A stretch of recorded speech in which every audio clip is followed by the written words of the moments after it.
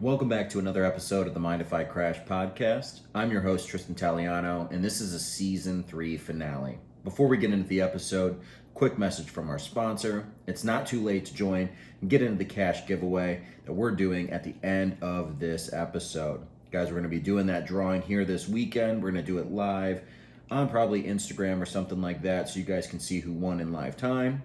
All you got to do to enter is download the Life Widgets app, available on the Apple and Android App Store.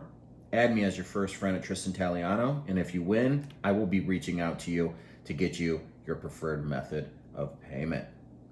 Guys, today's episode is a banger. I've known this gentleman for a very long time. We grew up together, went to school together.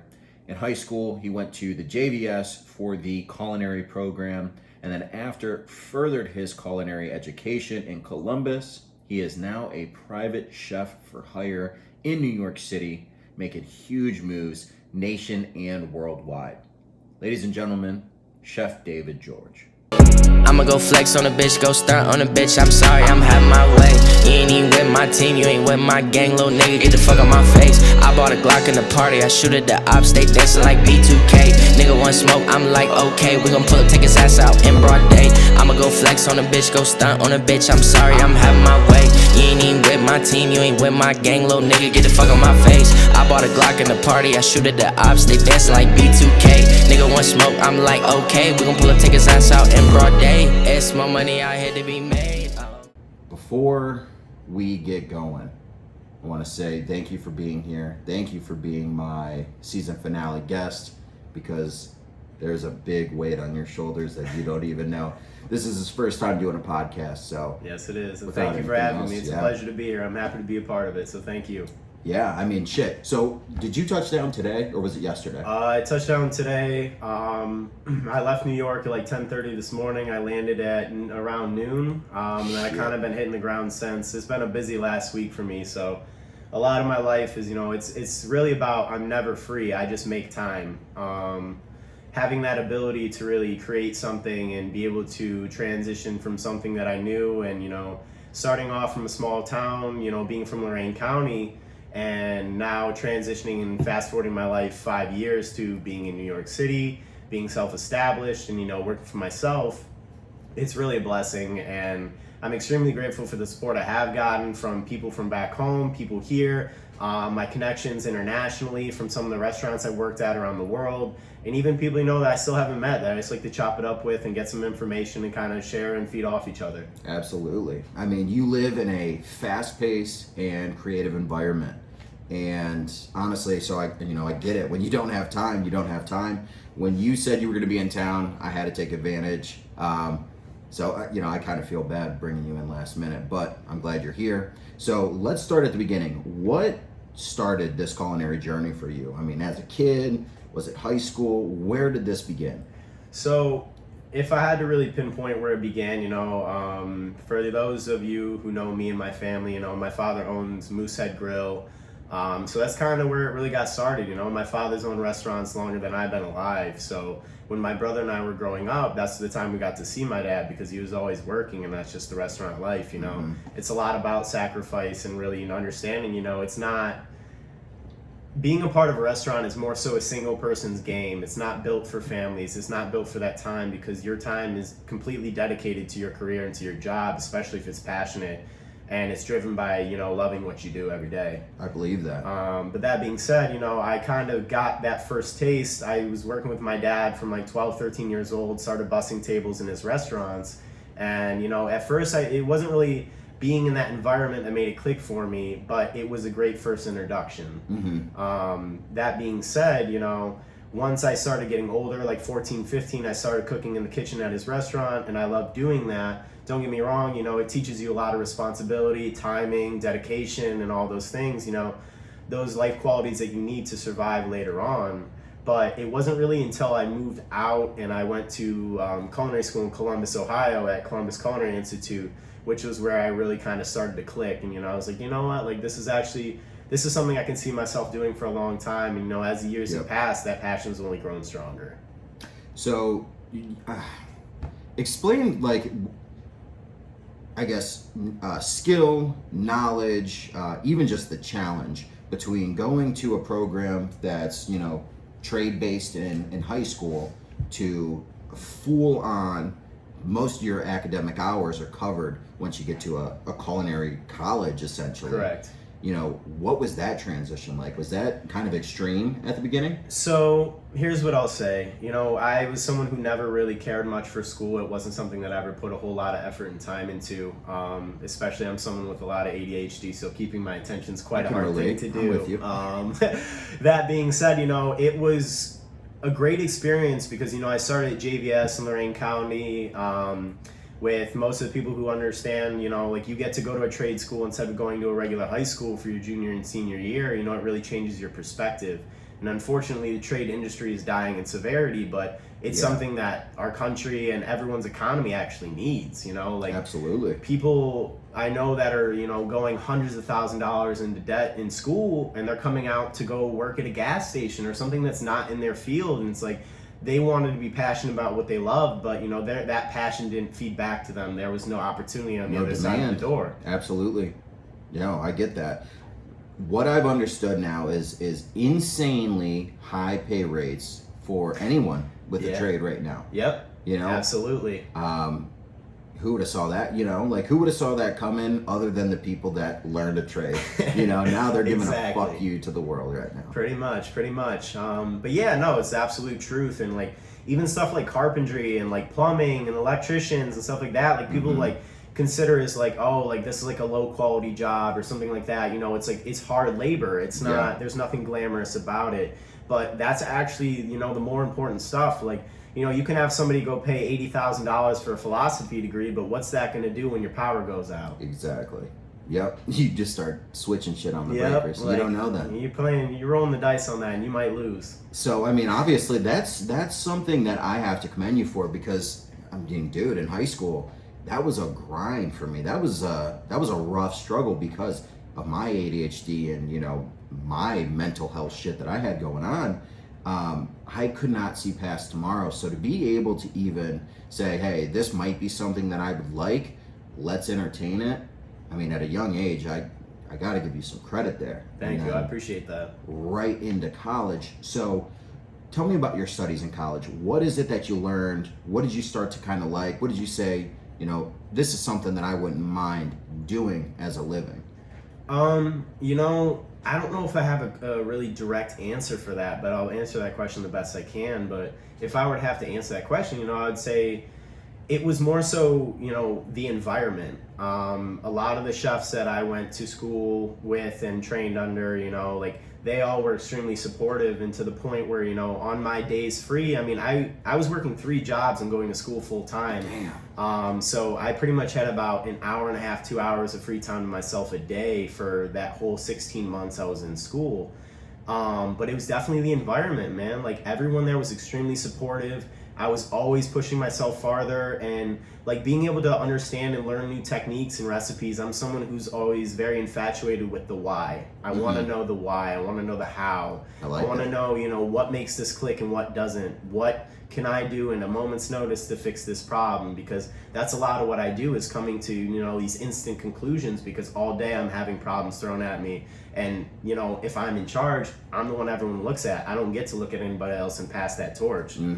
It forces you to actually hold yourself accountable, and to, honestly, for me, and most honestly, anyone that's in the hospitality industry, when you get put in that position, most of the time you're going to perform. True. You know, it's either sink or swim. Yeah, I don't think people end up in that career path on accident. You know, I'm not talking about, you know, like in an Applebee's or something. I'm talking real deal. You're doing this shit. 100%. I don't think that's a fluke chance. No, definitely not. So you get done with school, and you obviously cram a lot of knowledge in 16 months. Yep. What are your next steps in life right after that? So after that actually is when I began my story in New York. You know, I was 19 years old when I landed in New York. In New York City, yeah, correct? New York City. Beautiful. So I was this green kid from Columbus who showed up in New York, and, you know, I applied to a bunch of these different restaurants to get an externship, and only one of them actually responded. And I applied in Los Angeles, different parts of California, New York, Oh, you Miami. were ready to go anywhere. I was trying to connect however I could, like Yeah. being someone who's from a small town, as I got older, I appreciated that big city dream, and I always wanted to get out and see what else the world had to offer. And I'm so grateful for myself that I found that value in that and really chose to take that leap, because otherwise, maybe I wouldn't have done that. Maybe I wouldn't be where I'm at right now. And that's a very real thing. And it happens to a lot of people, and I don't think a lot of people realize it until it's too late. So two things to that, because I love what you just said. For me as a kid, I always wanted to live in a city with a beautiful skyline view. Yeah. I don't know, it's the city of lights, something like that. I was Absolutely. absolutely captivated by it as a young child. And for a long time it was New York. And then I went to New York as a kid, and basically I destroyed a pair of all white shoes just from walking around. And I said, maybe. Yeah, man, that city's dirty as Yeah, hell. I was like, maybe not New York, but obviously I went to Somewhere Sarasota, nice. Florida, loved it, beautiful skyline there. Yeah. But I absolutely get it. And second part to that is you said most people don't get the chance, and I love to just shoot it straight. Most people don't get the chance because they have doubt in their self or in their dream. Absolutely. It takes a lot of courage, a lot of confidence in yourself to chase that dream. 100% agreed. Did you go out to New York without that set in stone? So, actually, kind of, yeah. You got balls, dude. I'll give it to you. So, when I got the message back initially from the restaurant that ended up being an extranet called Ristorante Marini, which was on the Upper East Side of Manhattan, which is right outside Central Park, but it unfortunately actually no longer exists. They demolished the building. It's now a housing complex, which sucks. But, like, I had a lot of good times there. Truthfully speaking, I'm extremely grateful that was the restaurant that called me back. That's awesome. The team that I worked with there treated me just like family. They made me feel extremely welcome. It wasn't hostile. Even the head chef, Arthur Lee, shout out to you, Arthur. He took me in like his own son. I really put in the work, and I was really hungry to learn and grow, and I was so infatuated by being in this brand new city full of lights, full of people, full of life and opportunity. And it's like, it's really hard to walk away from that. Like, it's hard for me as a person to look and go into New York City and wake up in the morning and say, you know what, this ain't it. I've never had a day in the 5 years I've lived there where I've woken up and felt that way. And that's having a passion. That's having a purpose, and that is obviously, I think, the goal of life. Absolutely. Ironic that you even bring that up. I even had that conversation today. Is that you love what you do, and that saying when we grew up sounded so cliche to me. I was like, this is a stupid saying. No one loves what they do. Yeah, that was just true. Makes it work. Yeah, if that was true, I would take gym class 4 classes a day because I don't love what I'm doing. Right, exactly. We're gonna get down with some dodgeball real quick. Exactly. And once I found what I believe is my true calling in life, of just using my social ability to profit, I've never had a day where I said, nah, this ain't it.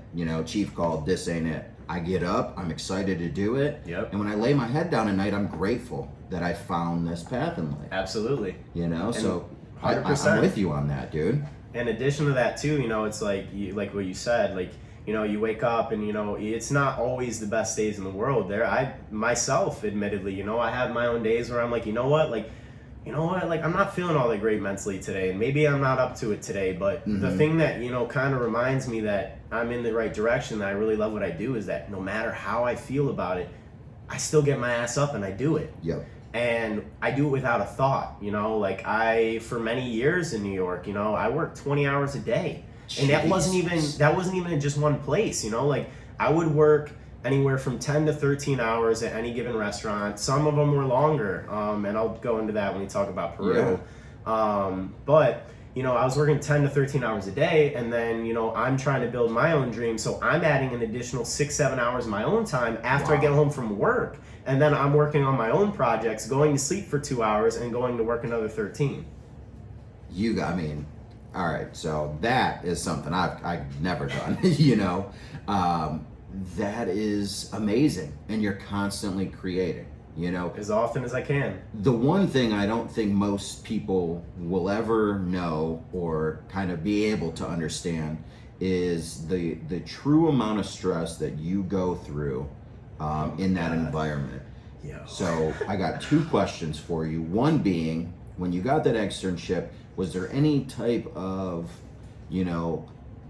hire process or interview process that you had to physically display skills? And what scenarios, in your early career, did you actually have to, get creative and put your skills to the test to impress, another chef or a, high value customer, something like that? Yeah, absolutely. So to answer your question, I would say, when I first got there, again, like I said, I was 19 years old, and even being someone who's fresh out of culinary school, people think that when you go to culinary school, it makes you a chef, and that couldn't be the furthest thing from the truth, because it's not. Culinary school gives you a taste, but it does not at all prepare you for what's ahead.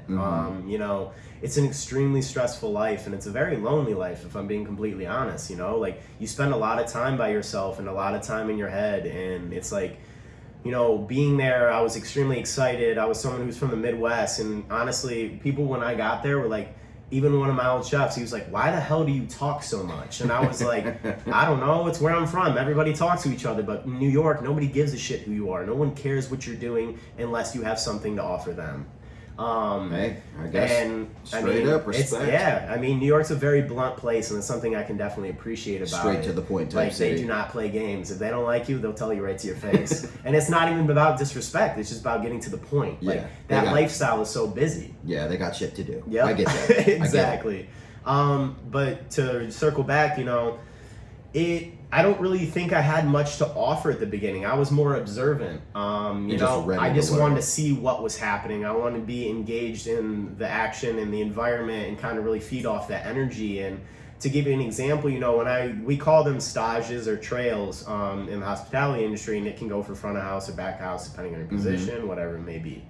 That being said, the restaurant brought me on for a stage. So basically, trial period. Exactly. Yeah. So it's basically a working interview, and depending on the level restaurant you're at, awesome. Depends on how involved you get. Some restaurants, like when you get into like the Michelin quality, some of them will literally have you standing there for 12 hours cutting microgreens and picking herbs and doing all this tedious bullshit work. Just to push you, because they know that's going to separate you from the rest. Because if you're in a trail and there's another person there with you who's also competing for the same job, what you don't realize in that moment is that they're actually pitting you two against each other, because they want to see who's going to hold out longer, and they want to see who's going to give them 100% despite the task that they give you, knowing that you're going to hate it. So there's some serious politics behind there. But it does take serious mental and physical strength. Oh, absolutely. To make that a lifelong career. So Absolutely. I get that. It definitely does. Wow. But like, to give you an example, the chef that I was working on the past at the time, his name is Gordon Finn. He ran the kitchen at the time, and when I was there, they had a PDR, so that just stands for private dining room, a private dining party. So someone rented out a part of the restaurant, or they can even buy out the whole restaurant for that night for themselves and their guests, Lord. and have full service. It's insane. I've been a part of one. Great time. I don't want to know what that cost. Too much money, but I wasn't paying, so that's the reason why it worked. Right. But that being said, the whole service, I could count on two hands how many times anyone made a sound in that kitchen. That's how well they work together, in their cadence and their flow, and their just the way they carried themselves. And everyone, like the chef, the chef's the one running the show. Your line cooks are your team. That's your support. So if you're not able to teach your support and guide them into the right direction, you're gonna fail. But that's okay, because with every failure comes a lesson, and a lot of people get caught up in that failure and they get stuck on that, and that's what stops your progress. But for them, I was some kid who showed up standing in the corner like, holy shit, like, these people are cooking this beautiful food, putting it down in sync perfectly, like without a hesitation. Like, you see that confidence, and it just kind of lights this fire in you, and you're like, ooh, like, what's that? Like, I want to learn how to do that, like you said, it's a lot about mental and physical strength. But as I progress in my career, it's really dawned on me how mental it is. Like, I believe it. My own mental health, I struggled with for years, and I suppressed a lot of things because that's what people do, and you have to be able to be in a fight or flight mode to where you either make it or you don't. Yeah. So, is it messed up? Absolutely. Do I think everyone should take serious care of themselves? Absolutely. Mental health is extremely important. It's not something I put much emphasis on until COVID happened, because it forced me to face that. Yeah, take a look in the mirror. Yeah, and that's one of the hardest things to do, man, is look yourself in the mirror and say, you know what, this didn't work out because of me. Yeah. You know how hard that is to admit that to yourself? It's something you love got taken away from you by you. Mm-hmm. Oh, no. Trust me. It eats you alive. If I could put it on the next person, I would. Yeah. You know, but when we got to get down to the basics, that's a hard pill to swallow. Most people usually have to face that point. At some point in their life, they have to face a scenario where they are the issue. Of course. You know? And it might take a few times. It might be, you know, relationship or job after job where you're thinking you're being wronged. And then in reality, you have to kind of, you know, dissect the situation and see what part do I play in this. Absolutely. You know, it takes some serious soul searching to Yes, not it only does. be able to identify, but then be able to formulate some sort of strategy or game plan and then move forward. No, 100%. I mean, that's the hard part there, you know, for me at least. No, 100%. And even to like relate that to being a chef, you know, like my last job, I was an executive sous chef of a restaurant in the West Village of Manhattan. I started there when I was 24 years old when I started there. I started on the line for a few months, and then my promotion came, and as the time progressed, you know, I kept climbing and learning more and picking up more responsibility. But what people don't understand is that, you know, so here I am, the chef on the pass, right? I'm expediting food, I'm making sure the plates look nice, finishing the sauces and garnishes and all that nice stuff. But what they don't understand is that if anything goes wrong in that kitchen at any point, it's no one's fault but mine. It's on your ass. I'm the one in charge, so it's my fault. Even if I didn't do it, it's my fault. Mm-hmm. So it eats away at you in a different way, because it's like you try to avoid putting it on yourself, not because you want to avoid the blame, but because you want to avoid the shit that comes with it. Yeah.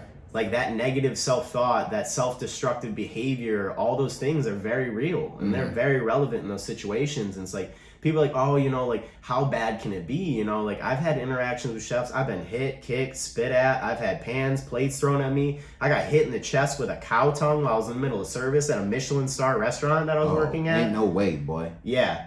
It's very militant. And, like, it is extremely comparable to the military. Oh, I believe that. The way it runs, how you answer. Your chef can be losing his shit on you, and the only answer you're able to give him is yes, chef. Yes, chef. And he knows that, so when he puts you in that corner, what's going to happen is he knows that's your only answer, because he's trying to break you. He's trying to get you to, he's baiting you. He wants you to give him another answer so he can go harder. You guys are pit bulls in a lot of ways. You know, you guys are pit bulls in life, but also, you know, very, very disciplined.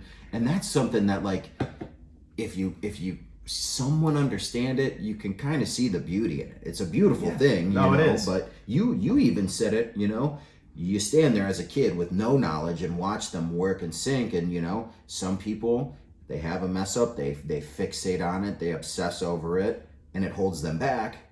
Where do you find that balance of, like, in the moment, hey, I'm going to put this aside and move forward, but then circling back? Like, is that something you got to, like, reflect on at the end of the night? Like, so, how do you move on from that? Truthfully, it depends. Some people do a nightly self-check, and some people kind of like evaluate it once their weekend comes. It really depends on how much mental strength you actually have and how heavy it is. How long you can hold on to it. Right. Like, and that's something like, if there was something I would compare being a chef in New York to be, picture a tank or even an ocean full of hungry sharks, right? Now put a fresh seal that just got killed and it's bleeding out in that water. It's open season all the time. Yeah. And it's very high stress. It's very, very disciplined. And, you know, if you are one of those people that doesn't fall in line, they will make sure you fall in line, or they'll kick your ass out. And probably blacklist you, because I'm sure they all are connected in some way. Food is just as much about politics as it is food. Yeah, I believe that. So riddle me this. Maybe you can give me some more insight. Is it more so ownership that has that political power, or is it the chefs, the head chefs, the executive chefs themselves? You know, I guess it really depends, because at the end of the day, the owner has the final call, even over the head chef. You know, like, you can be the head chef of a restaurant, put out this beautiful menu, and if the owner doesn't like it, guess what? Tough shit for you. That food ain't being served. Yeah, and that's gotta be irking sometimes. Do you know how difficult that is for someone who has zero experience in what you do, telling you how to do your job? And not even in a disrespectful way. It's just like, you put so much pride and love and effort and so much sacrifice into this career, and everything comes with it. So for someone to come in, like, it literally feels like they're shitting on you. Yeah. Like, you literally are sitting there asking yourself, where did I go wrong? Like, you're questioning your own abilities, but you're the only one that's certified to actually make those decisions. Yeah, and when you break it down to its roots, especially at the level that you guys are competing in, your basic goal is to use your creativity and your skill set to create something that brings joy to other people. Amen. And I'm sure in a situation like that where you kind of, get snubbed or, someone turns their head away from it, that has to feel like shit. It does. Most of the time, though, and this is just from observation, but usually the line is always going to stand behind their chef. Not just in that scenario, but I'd say pretty much any scenario. Have you ever been in a situation where, you're riding for your chef or your line cook was riding for you? I've definitely had both happen. I've also been the disruptor. I've worked in some extremely hostile and toxic environments to where, like, I was the only person that had enough confidence in themselves to stand up for themselves and for the rest of the people who didn't have that strength to do so. And, like, It sounds so, like, I don't know, it sounds like a kind of like a, I don't want to say it in a negative way, but, like, like a pity. Like, people look at you and are like, oh, well, like, why did you stand up for them? Like, they have their own voice. But yeah, you're right, they do have their own voice, but just because they do doesn't mean they feel comfortable doing it. Yeah, let's not forget we're still fucking humans at the end of the day. Like, we got feelings too. Seriously. Shit. They want you to perform like robots. Exactly. And 100% sure of that. Yeah. I mean, working 20 hours a day, I don't know who thought that was obviously you're the one doing it, but I don't know who thought that was like, yeah, let's let Davey keep doing that 5, 6, 7 days a week, and see how this turns out, Absolutely. But you have to understand too, like, me making that own decision for myself, in hindsight, I wouldn't have done it that way ever again. It really did a number on me, and it took me a long time to realize that. I believe that. I was in the last 5 years I've lived in New York, I've probably, most nights I'd average between 3 and 5 hours of sleep. Damn. Even on my days off. Because I was just working. I was trying to network and build my name and, get my name out there. I went from a city of 20,000 people to a city of 8 million. Yeah. So think about how many other people you're competing with. So, that's part of what drove me and kept me pushing myself harder was, okay, like, I'm satisfied in what I did today, but I'm not satisfied in my overall experience. And that kind of curiosity really kept my passion alive because, you can love what you do and you can still come to a point where you don't love doing it anymore. And that's okay. There's nothing wrong with that. But it's important that you realize it when that time comes, because if you're doing things that no longer serve you, you're the one that's going to pay the price. Oh yeah, and it gets toxic, dude. It's like a bad relationship. Amen. It goes to shit quick. Very quickly. Guys, we're going to take a really quick break, but when we get back, I want to pick your head on everything that you've basically learned from kind of going off on your own, Absolutely. Putting in those extra hours and now where you are today. So guys, we'll be right back. We'll see you here in a second. All right, guys, and we are back after a not so quick break. We spent a little bit of time catching up.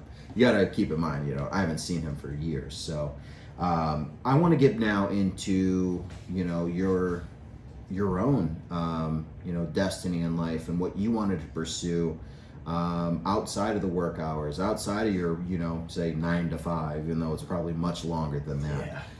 Much longer. You had a dream to eventually do things your own way or be able to create without restriction. Walk me through, the beginning and where it's at now. So at the beginning of my time, I'm basing this off of my time in New York because that's when I really came into my own. I wouldn't say I was necessarily creative at the beginning. I was just very curious. I had a lot of random ideas and I started writing a lot of stuff down on my phone of different recipes, different ingredients. Like I'd be like, oh, like I saw something on Netflix or something like on a dish at a restaurant that I ate at, and it was like, oh, I literally write down one specific ingredient, and then I would spend the next few days kind of just like marinating on that and, you know, being like, all right, well, what flavors would go well with this? What textures would go well with this? How is this going to become aesthetically pleasing? Because at the end of the day, you know, people love food. I love food. I live to eat, and I'm still skinny as hell, which is surprising to me, to say the least. But that being said, you know, like, it engages you in a different way, and people eat with their eyes before they eat with their stomachs. So it could be, is key, yeah. It is absolutely key, and everyone wants to pull out their phone these days. Your phone eats before you do, and I'm shout very out well to Max aware of McCarty. that. Shout out Max. Yo, We should tattoo that shit on him. Honestly, it wouldn't be a bad idea. But that being said, you know, it's true though. Like, especially, you know, chefs in New York have all this like microgreens and all these herb gardens and stuff that they use to kind of add a little bit of extra finesse. You know, like any of the restaurants I've worked at or done, you know, had a tasting menu at, you know, I've spent anywhere from $150 to $300 for an 8 to 10 course meal, or sometimes even less with alcohol. You know, some restaurants offer wine pairings, so you can pay an additional fee for that too. But if I want to, you know, really indulge in the experience and really kind of fully submerge myself, yeah, I do want that wine pairing. I am going to spend that $500. Oh yeah. To some people that sounds not cheap. Yeah, like that sounds crazy to people who don't love this, and like I'm definitely someone who feels like sometimes that can be true for my own self. Like there's restaurants that I've looked at their menus, and it's no disrespect, no nothing to them, because you know, the day I respect anybody that works in the hospitality industry. It is not an easy job to have. You're constantly serving others, so it's very easy for you to forget to serve yourself. Fact. Yeah, it's crazy how easy it is to fall into that too. But that being said, you know, working in the hospitality industry is just, it's a different beast. And, you know, I've gone to restaurants where I've spent $300 and I went and got a $1 slice of pizza afterwards because I was still hungry.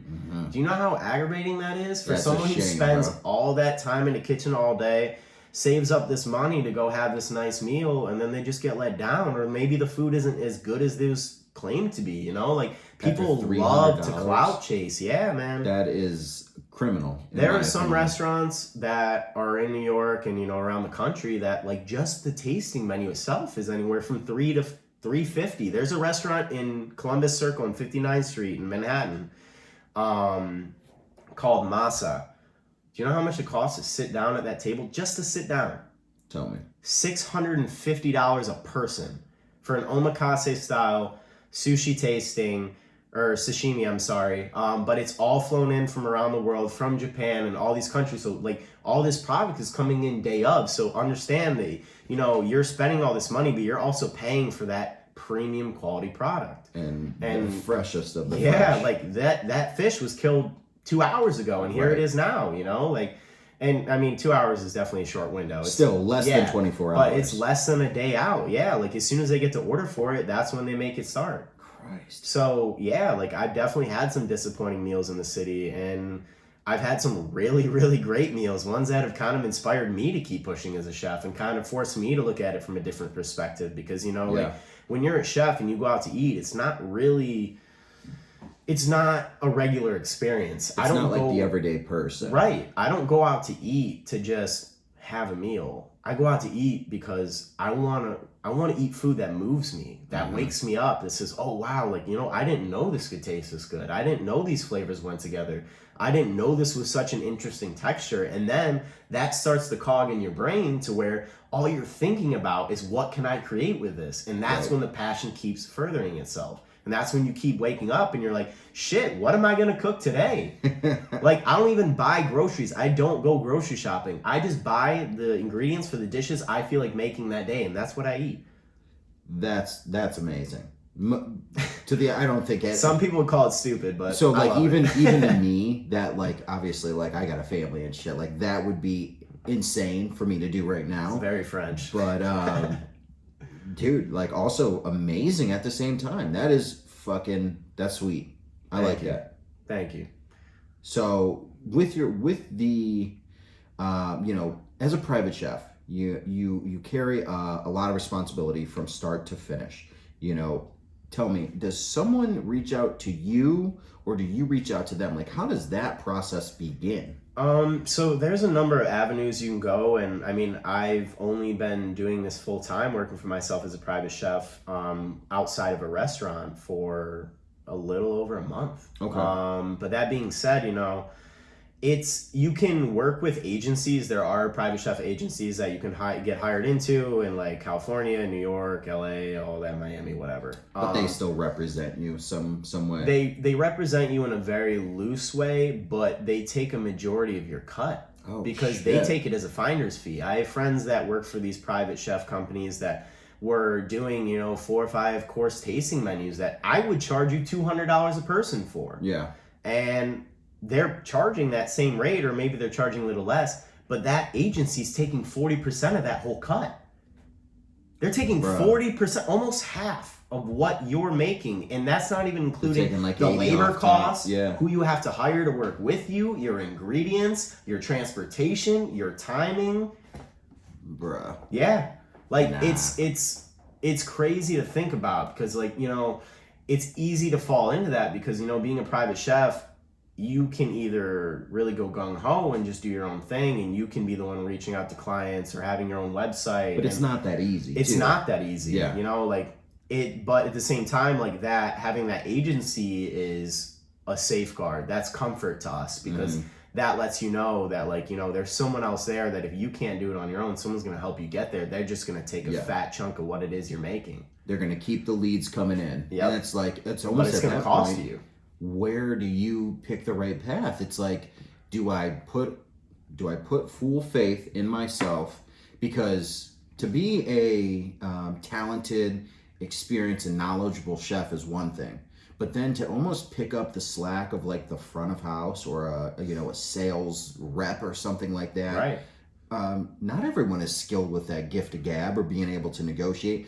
It's like, that's a whole different ballgame. It's a different skill, and it's one that I'm still learning. Like, learning how to talk to people and learning how to engage with them in a way that is ultimately going to benefit your goal. Yeah. Like, doing business, and it sounds a little rough saying it like this, but, business is partially about manipulation. Dude, that's about products are. Like, okay, so I have this product, but how am I going to get you to buy it?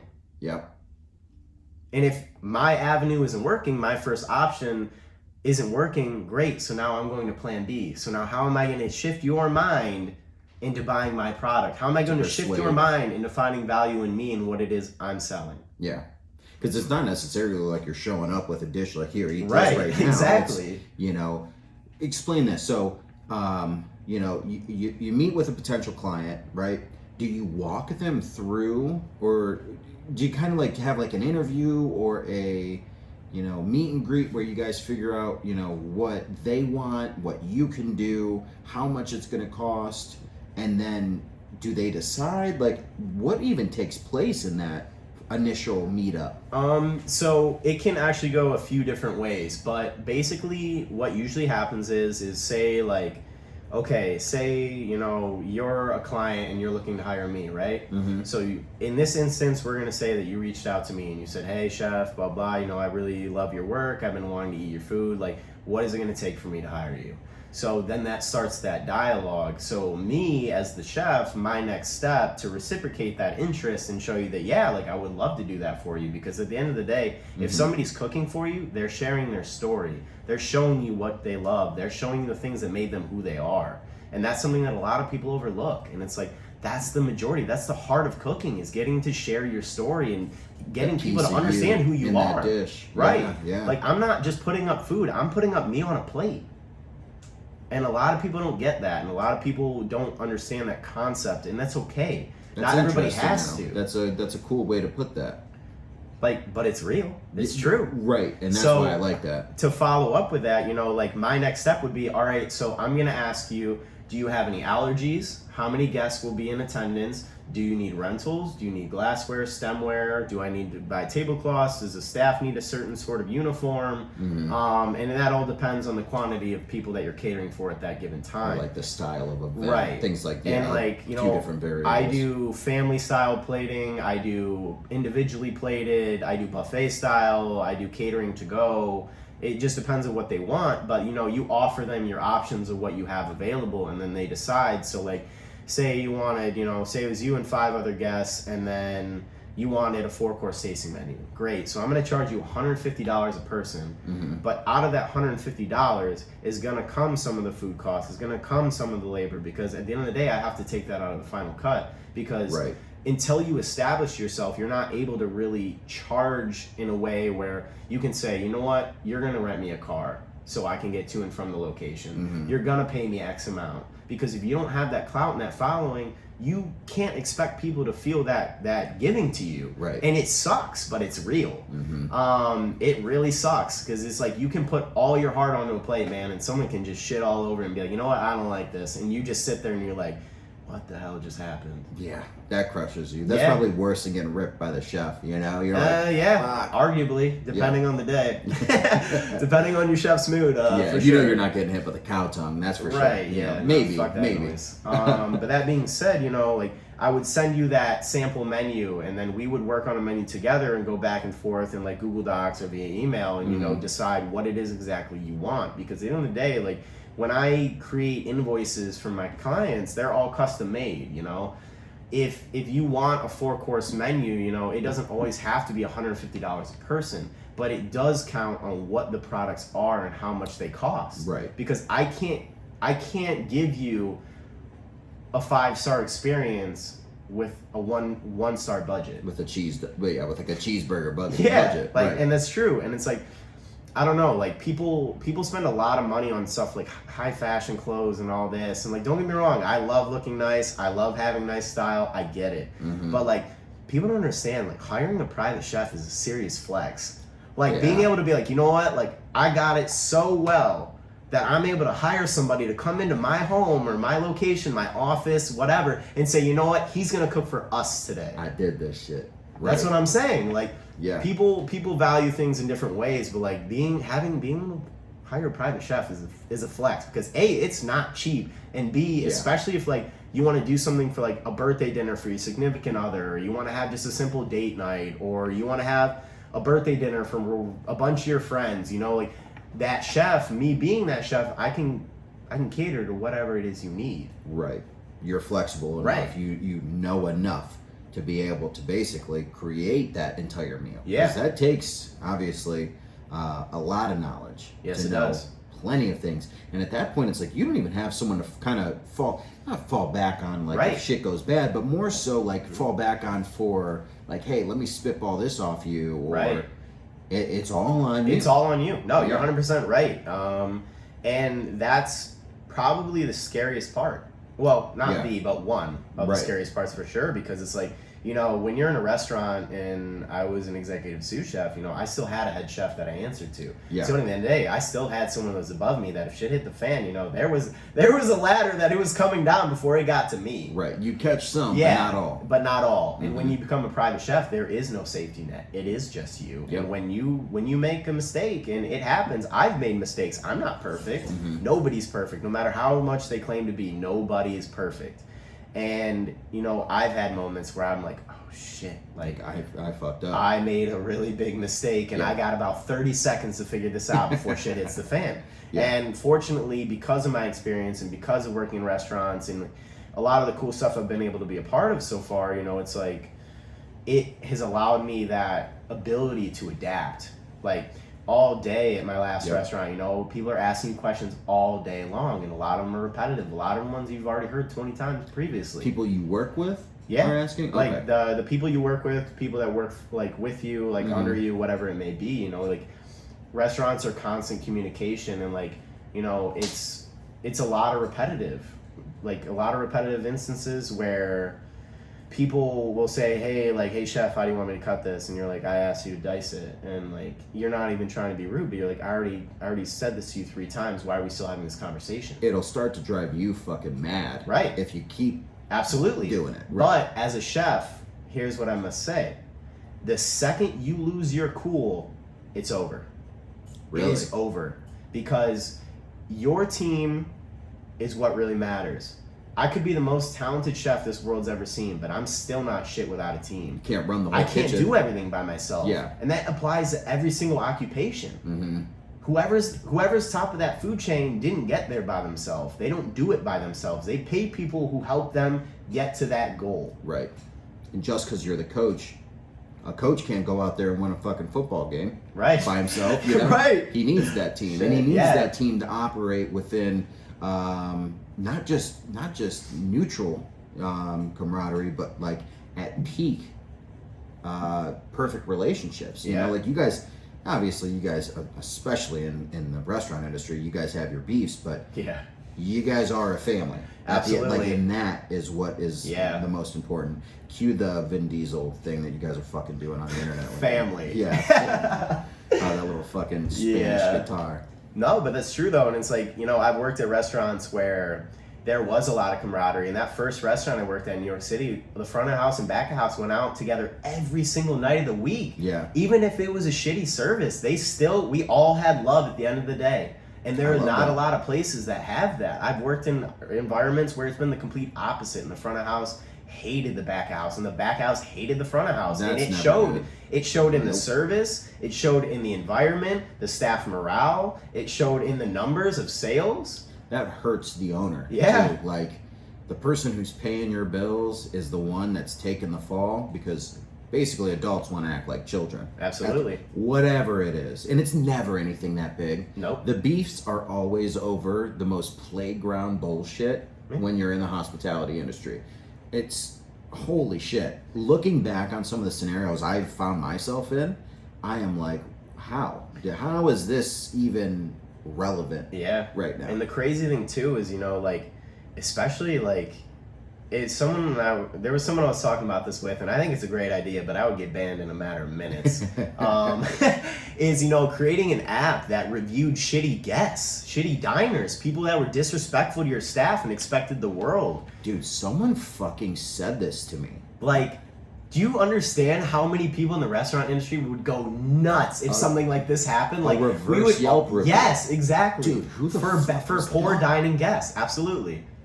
That I would get banned so quickly. This is gonna fuck me up not knowing who said this, but dude, I'm with you. Yeah. I would 100% go on that app and share. Like, if you let other customers too. Oh, you know what it is? It's fucking Life Widgets, the proud sponsor of this show. They actually have that available. Are you serious? Swear to God, you can now make like reservations to not only restaurants but bars based on the demographics and their overall like clients, like who comes in, you know, what places generally have higher tips, things like that. And it's like, bro, if you could leave a reverse review or just say like, just like how Google is, like, you can see off one review how many reviews that person's left, and then you click on it and it'll show you if they're only leaving bad, then they have like a negative, you know, title. That would be fucking beautiful.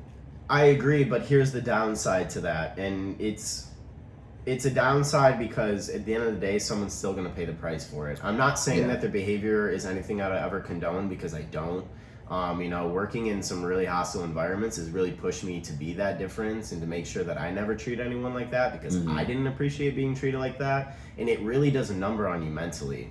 Oh, I believe it really does. Like, you start to believe it, and then you start telling yourself that. Like, some of the spots I worked at, man, like, the chefs were so aggressive in a way where they never had to put their hands on you, but they manipulated you mentally so badly that like you would beat yourself up worse than they ever could before they even touched you. And they wanted that? All they had to do was look at you, and you'd start freaking out in your head. Did they want that? Yeah.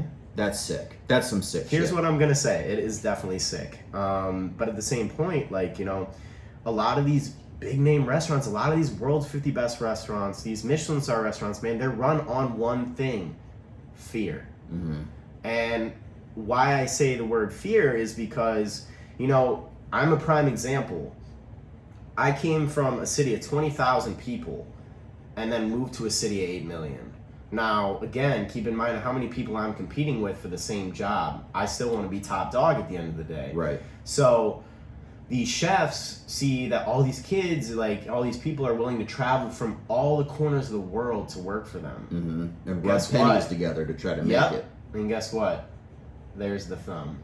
They already got you. That's the first fear right there. They already got you. Yeah. And because they know that when you are someone who's trying to be someone who's either the best or someone who's great or someone who just genuinely loves what they do, you know, like people take advantage of that. And they disguise it under the name of like, oh, I'm just trying to make you a better chef. I'm just trying to be your mentor, right? Yeah, no, but that's not it. Like these chefs that have this world-renowned, you know, notoriety and they have this clout, like, you know, me as a cook coming into this world-class restaurant, you know, and I'm green and I want to be a part of it and I want to be able to put this on my resume for my future opportunities. So here I am sacrificing myself and my time and my emotions and my health and everything else under the sun. And if you don't leave on the right terms, they'll pretend like you never existed. So you just threw however many years you spent at that individual place in the fucking trash. It's for nothing now. And it's not even your fault. It's because of their egos. And chefs have this huge ego and they think they're gods and they're not. Chefs are not gods and never will be. And it's something that really has a serious plague on the industry. I believe because that. That's where that toxic masculinity and that just overall toxicity comes from. Is that ability to have that control and know that you're abusing it to someone who has a good heart and just wants to do what they love. Yeah, and honestly, I think that, like you said, this is an industry that it's not for everyone. Definitely not. But it can be a lonely industry. And people also typically, I'm not going to call them predators, but they definitely prey on weak-minded, lonely, green individuals. Most people don't care who they have to step on to get to the top. It's not an easy climb to the top. Definitely to get not. that notoriety or that high status. You don't know probably some of the terrible things that these celebrity chefs that people idolize probably had to do to get to that point. 100%. And that's the thing too, is like, there's a lot of truth in that, but also there are a lot of chefs out there who do genuinely care. And like Arthur Lee, my first chef in New York, man, he was the silver lining in that. He was the one that showed me that. He showed me that respect, you know, like I started off just, you know, probably, I don't know, I was there for like a year and a half, almost 2 years. And I started making the bar snacks for the restaurant. I started rolling the foie gras and all these things because he kept teaching me them because he saw I was engaged and he saw that I loved what I was doing. Yeah. So like having a chef that understands you as a person, even if they've never met you and they're still learning who you are, like there is something to be said for that because there are a lot of chefs in this industry that don't have that ability to connect. That's a beautiful thing though. Yeah. I don't think there's anything more beautiful than someone who is willing to mentor you for no other reason than to watch you improve. Right. It's like the most selfless act you can do, especially when it's someone who is at the top of their level, top of their game. You at that point when you reach that level, you know, you do have a responsibility to be better. You do have a responsibility to teach this youth, you know, you do have the opportunity to be great. You do have the opportunity to really, you know, be a part of something. And you can be so much more than what you are, what you think you are, what you think you're capable of. Alrighty, guys, we are back, and you should be able to hear both sides of the vocals crystal clear now. Once again, guys, I want to apologize for that interruption. If I knew that was happening in the process, I would have tried to prevent it. But here we are. So getting back into it, still deep into the career and the aspect of what it takes to be a private chef and kind of what that heart requires, you know, what the heart, mind, soul needs to continue pushing forward. You know, what would you say if you could give any bit of advice to an aspiring chef, what would that be? If I were to have to give one piece of advice, I would say shut your mouth, but keep your ears and eyes open. You know, you learn a lot being just observant, and it was something that it took me a long time to kind of get to that understanding. You know, when I got to my first restaurant in New York, I was one of the loudest people in the kitchen, and me and one of my friends, shout out Anthony Paulino, he and I were menaces on that line, man. Like, we'd be working garde manger and we'd have a good service, don't get me wrong, but like, we were loud and we'd be cracking jokes and having a good time, and people around us would be like, yo, like, shut up, like, we're trying to work here. But we're like, nah, like, I'm gonna let you hold that because I'm having a good time right now. Yeah. So, you know, and your kids too, like, you guys have to remember, you're young. I was 19 at the time. Right. But that being said, yeah, you know, keep your mouth shut, open your eyes, open your ears, listen to the sounds, listen to everything that's going on around you. You know, there's a saying that we have in the kitchen is, you know, the initials are TKA, you know, total kitchen awareness. You need to know what's going on every single second of your day. Yeah. Because that can, you know, result in you dropping food on the floor. That can result in you getting a super nasty burn. Oh, yeah. That can result in you accidentally getting stabbed by somebody's knife because you bumped into them, or they were traveling to the sink to go clean it, and they didn't know you were there, or you didn't know they were there.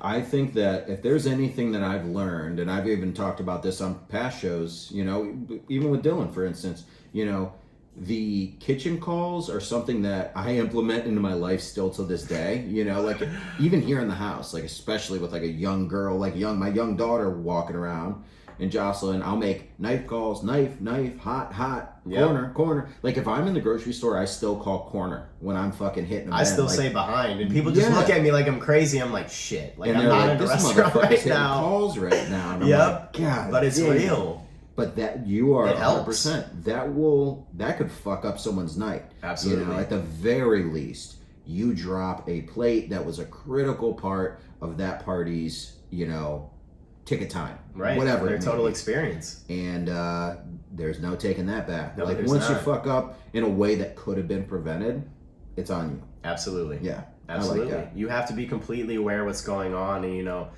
a lot of young cooks that aren't seasoned yet and haven't really, you know, worked their ways through the ranks and understood the ropes, you know, like, they're gonna be the ones that challenge that thought, and they're gonna be like, oh, like, that doesn't make sense, you know, like, I can still have a good time and still be serious, but in reality, you can't. You're either invested or you're not, you know, like, and that goes with any occupation, any passion that anybody has, is, you know, you're either all in or you're not. You can work hard and play hard, but you got to separate the two. Absolutely. And I think in that scenario, couldn't be any more relevant or, you know, true. Absolutely. I agree with you. But that being said, you know, kicking it over to the private chef side, if there's a piece of advice I can give to anyone who's aspiring to be a private chef, you know, it's that do not attempt to do this without working in a restaurant for at least 10 years first.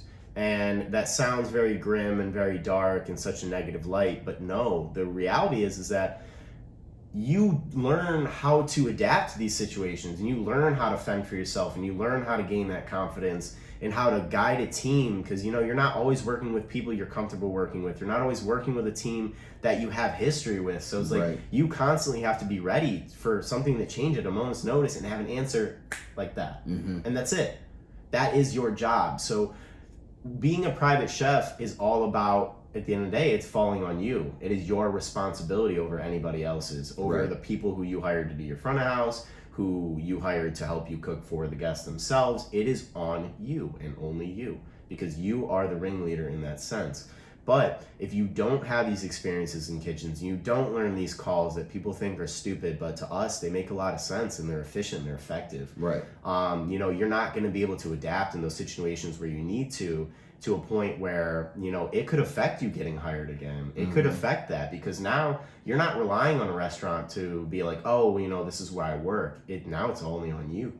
Yeah. So now so now me being a private chef saying, hi, you know, I'm David George, nice to meet you, I'm a private chef, this is what I do, this is my menu, etc. You know, okay, but understand that all they heard in that was you're David George and you're in charge. That's all they heard in that. So when they have questions, when something goes wrong, when they're looking right at you. Yeah, when they want to know why, everything. Right. Everything. But comes to you can't come to those conclusions if you don't have the experience first. Yeah. Like, it's not possible. And I don't want to say that in a bad way, because, you know, like, at the end of the day, anything's possible if you put your mind to it, and you could do it. But you are going to be so burnt out and distraught that chances are you might give up, because you don't have that sense of confidence in yourself. Because if you make a mistake and then the next time you have an event or a dinner and you make another mistake, you're going to start to put the two together. And you're going to sit there and you're going to say... You shouldn't walk in blind either. Right. That would be a disservice to your clients. Absolutely. And again, you're asking them to pay the same amount of money they would spend in a restaurant. So understand, they're looking for a restaurant quality experience and nothing less. Mm-hmm. Through and through. Like, to give you an example, you know, like, I actually attempted to be a private chef 2 years ago. Mm-hmm. And I was working at John George's in Columbus Circle at the time, which is on 59th Street in Manhattan. And I decided, you know, I went and spent a month cooking in Mexico, and I came back and I was like, you know what? Like, I miss cooking. I miss being engaged. I miss sharing my story. I miss cooking for people because that's what I love to do. Right. But at the same time, you know, like, I tried it and I failed miserably. I fell flat on my face. And that was so hard to accept, that despite all the work I'd put in, people weren't willing to hire me. And that's gotta suck. That feels like probably a rock bottom in some ways, right? And, you know, we all have different rock bottoms along different parts of our life. And, you know, it's like there's not always just this one grand incident that happens that is a deciding factor. You have multiple highs and lows throughout every point of your life. Yeah. And for me, that was a big low, because I was like, by the time I was 22, I had worked for two of the world's most influential chefs. I had worked in 2 countries. I'd worked at a world's 50 best restaurant. I cooked at Burning Man. I cooked for Hillary Clinton at a restaurant I worked at. Sure. Like, all these things that, you know, people aspire to reach for. And I truly encourage everyone to push themselves to get to these, because I'm an example that you can do it too. Right. You just have to believe in yourself. And at the end of the day, when you hang your head and you think about your day and you say, you know what? Today may have been shitty, but I still learned something. I still gained something from this. Mm-hmm. It's all about your perspective. Because I was sitting here feeling sorry for myself, like, oh my God, like, I did all this work, but no one wants to hire me. Like, what's wrong with me? Yep. And it starts this, like, imposter syndrome. And negative effect, right. Absolutely. And then you fall into the imposter syndrome where you don't believe you can do it. And then you're always going to have that safe place working under somebody else because you're afraid, because you think you already have the full conclusion of what you're looking for. Mm-hmm. Excuse me. And that being said, you know, now I work for myself for the second time. Excuse me. Sorry. I work for myself for a second time now, and I took a second chance on myself. And I was fucking terrified because I didn't want to go through that again. Yeah. But you hit that feeling, feel those feelings right. again. But that being said, you know, like, here's what I will say. The second time around, I'm booked and busy. Well, everyone's putting opportunities on my plate right now. I've calculated my risks. Mm-hmm. I know what I'm willing to take and what I'm not willing to.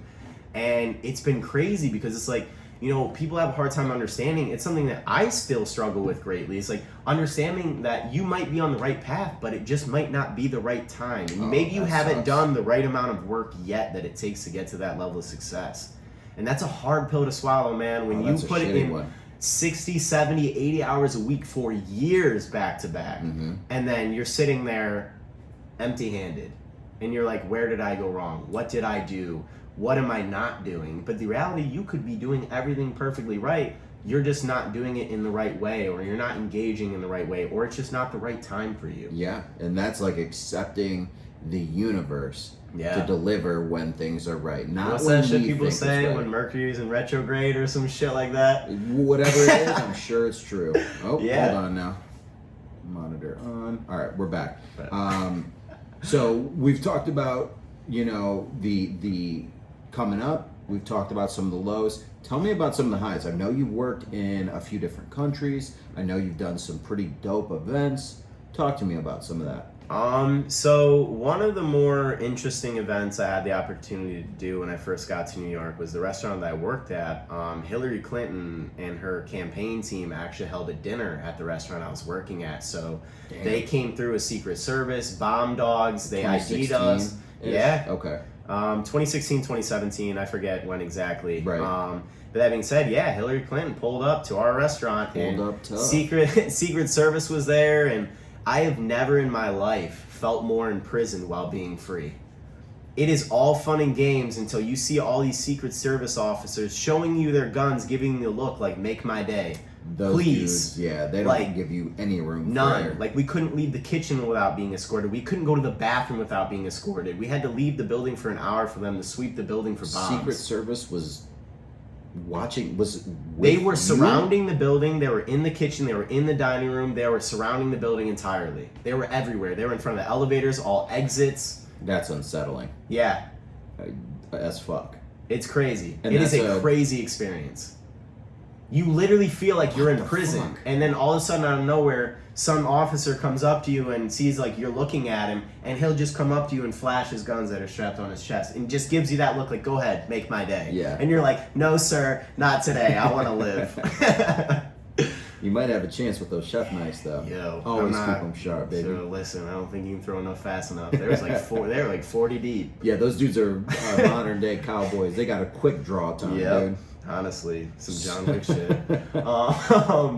But yeah, like that was one cool experience. I did have the opportunity to live in Peru for 2 months. I lived in Lima, and that was such an amazing experience. So to kind of shed some light on that is like, I got the opportunity through a continuing education, like growing like chefs program called the Mentor BKB Foundation. Essentially like studying abroad. Right. And they have all these sponsorships that sponsor young chefs and competitions to get them to travel around the world and, you know, get to work in other restaurants and experience other walks of life and cultures and, you know, learn different techniques and styles and recipes. And, you know, I was fortunate enough to do it twice. Damn, that's sweet. I did, the first one was 2 months. I lived in Lima, Peru, and I worked at a restaurant called Restaurant Central. At the time I was there, it was number 6 in the world. Damn. It's a 16-course tasting menu based on the altitudes of where the ingredients are harvested.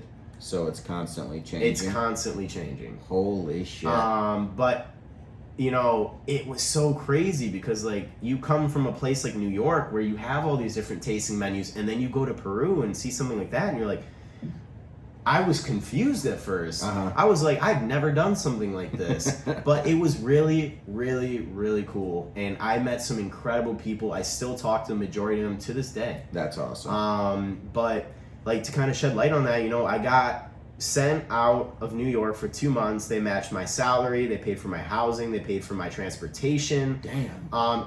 And all that. So, you know, I went to Peru with X amount of dollars they sent me with to match my monthly salary for 2 months. And that translated to just shy of $20,000 in Peruvian currency. Damn. I lived on a 19th floor of a brand new studio apartment with a balcony, a doorman, an elevator, the whole nine. Jesus. On someone else's dime. And then I got to go work at the number 6 restaurant in the world. And I worked 17 hours a day there. And I've never had so much fun working for that long. Just didn't mind it. The people there are incredible. They love to help. They love to joke. Like, it's not like what you would expect. Like, when you hear the world's 50 best, you're like, oh shit, like, this is going to be serious. Like, there's no room for anything. And don't get me wrong, that very much applies. Right. But they approach it in a different way. They don't approach it in that pretentious, egotistical bullshit way.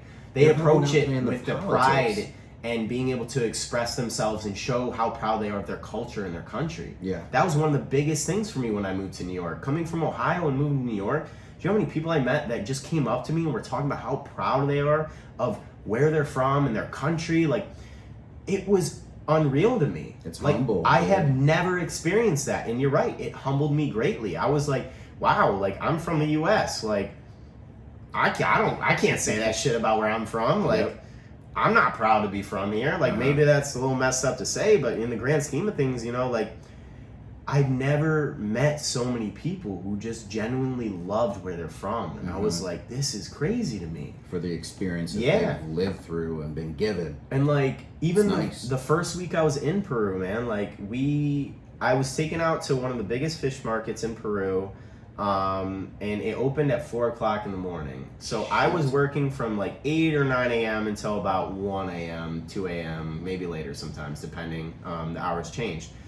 But that being said, like that first week I worked 17 hours. Then the chefs looked at me and said, hey, we want to take you to the fish market. I'm like, absolutely, like we're out. And he's like, well, here's the thing. It doesn't open until 4 in the morning. So at this point, it's like midnight. Yeah. And I went with 2 of the chefs who were there at the time, and they took me to a couple of rooftop hostel parties, and we just had a blast and partied our ass off for a few hours. Burned some time. Yeah, and then we went to this fish market at 4 a.m., and I've never seen so many different types of seafood in my life. And it was so crazy, and everyone was just all these vendors packed in tight spaces, like so proud, like coming up to you, like not even like hassling you, but like they know they have your attention, especially if you're a foreigner. And that's where all the chefs in Lima get their produce from. So you're working for a powerhouse, watching other powerhouses in their natural like habitat, for lack of better words. Dude, you're watching how they pick that seafood. You're watching how they go about it. You're watching the quantities, and then you compare it to what you're seeing, what they're actually doing, and it makes sense. Mm-hmm. So like, I went to this fish market and we picked up a bunch of ingredients, and then we actually went back to one of the cook's houses who went with us. In the house he lived in at the time, I don't know if he still lives there, they transitioned it into a restaurant. So the bedrooms were in the walls, like they had side doors in the restaurant, and that's where they slept. But there was a full service restaurant that was the base of their home. This life. They were committed. So we pulled up to the house at 6:30 in the morning, sun's coming up, we're exhausted. No sleep. We've been up for 24 hours at this point, and they just start cooking. And they turn on music super loud. We're just dancing, laughing, drinking, having a great time. And like, they made one of the chefs, Brian, who's phenomenal chef, great cook, great human being. He made a ceviche in the style of Argentina. And I learned about that, and he explained that culture, and he explained the why and how, and the timing of it. Learning. And then one of the other chefs and cooks, Seti, he made a Peruvian sudado, which is like a fish and shellfish stew that's very traditional Peru. Mm-hmm. Oh my God. Like, it was so amazing. And it was like, it was a different experience, but in a great way, because it not only connected you to a country, but it showed you the food. So you got two levels of connection to something you're unfamiliar with. So me being brand new there, like being ready to grasp every piece of information I can get, I'm like, blown away. I'm like, holy shit, like I didn't know this was possible. It's a true piece of the culture at that point too, because it's not, obviously these are amazing chefs, but it's almost like a home style meal in that scenario, because it's truly showing you the culture of where you're at there in Peru. You wouldn't have probably seen that on your maybe you would have seen it on your menu, but you might not have.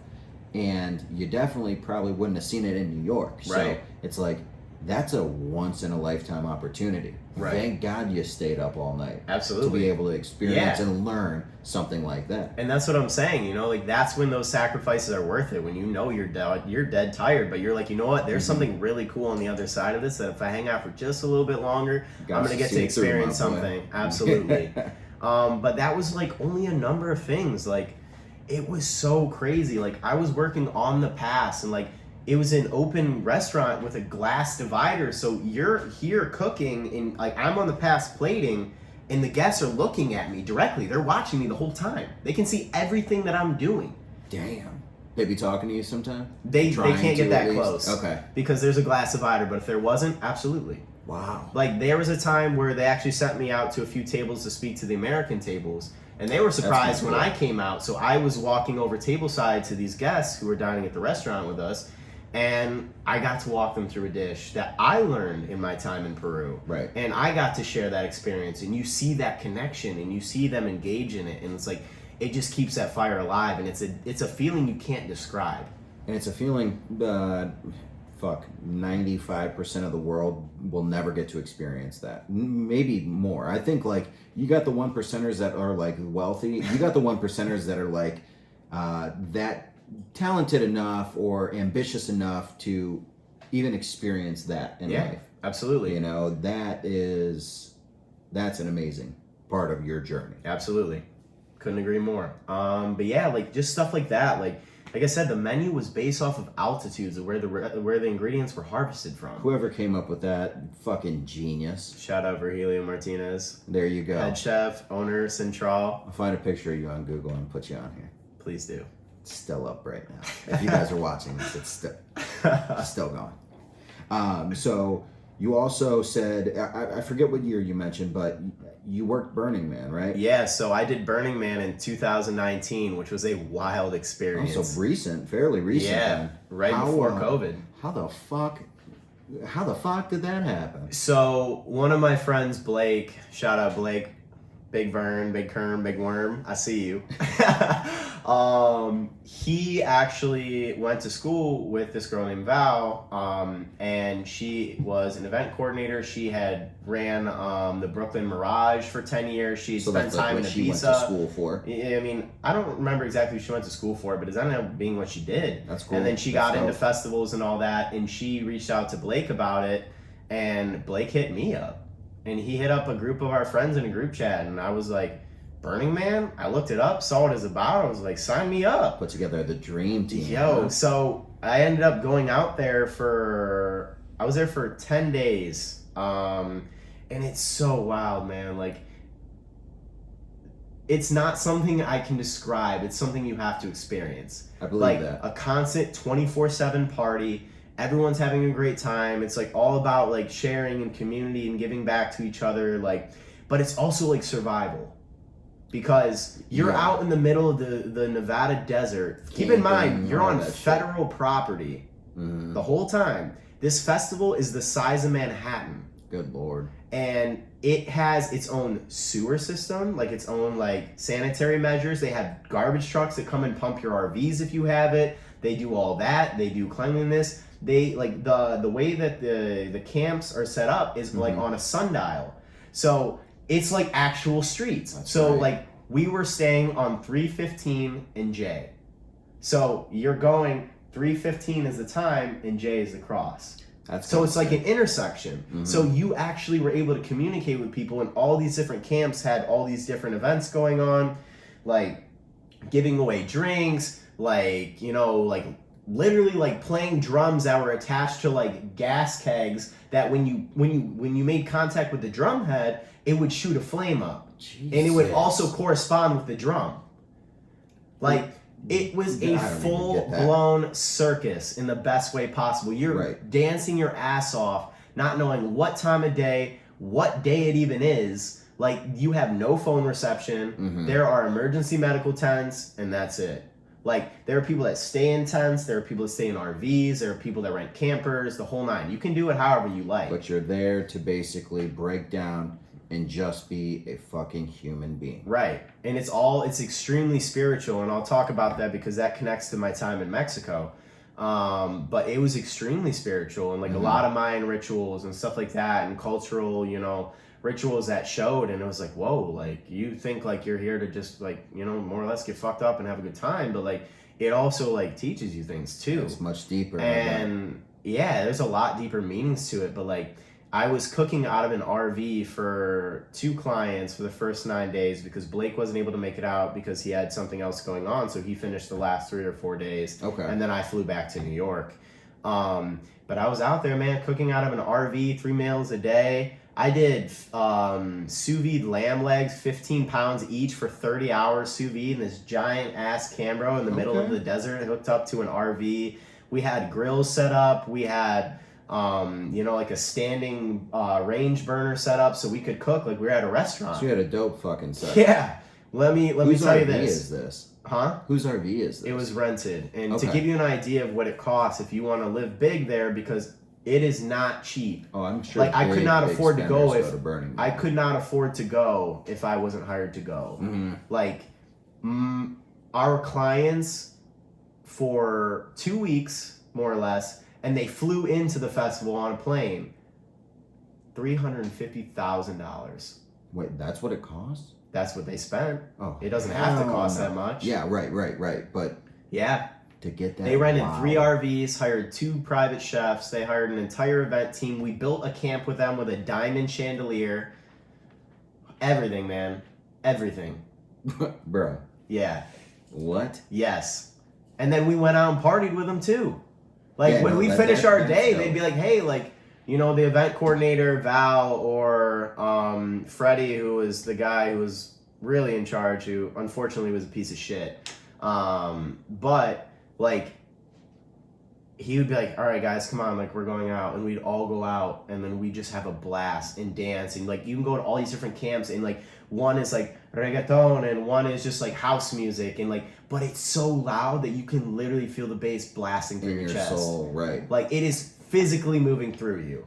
That's That's sweet. Yeah. Good food, good drink, good people, good music. Yep. What else can you ask for? I mean, yeah, and that's what shows you the love in the world. Yeah. You know, like it's through all of those scenarios or all of those things Right. that, you know, people express and show and celebrate love. Yeah. And you put it all together, and you're bound to have a much deeper experience than just let's go to Burning Man and get trashed. Bro. Yeah. It's like it's so much Right. more than that. Absolutely, it definitely is. And when I got there, that was the impression I was under, is that we were just gonna get fucked up and have a good time. And it was like, Yeah. yes, that happened, but at the same time, like, I did learn more about it, and like I saw the sense of community and all that. And like some people actually claim that Burning Man's a cult, and to an extent, I believe it's true. Yeah. But People at the same, live and die by that experience, Yeah. I'm sure. absolutely. And you know, once you go once, like you want to keep going back. Like Mm-hmm. it's crazy. Like I said, like you can't describe it. You have to experience it for yourself. Right.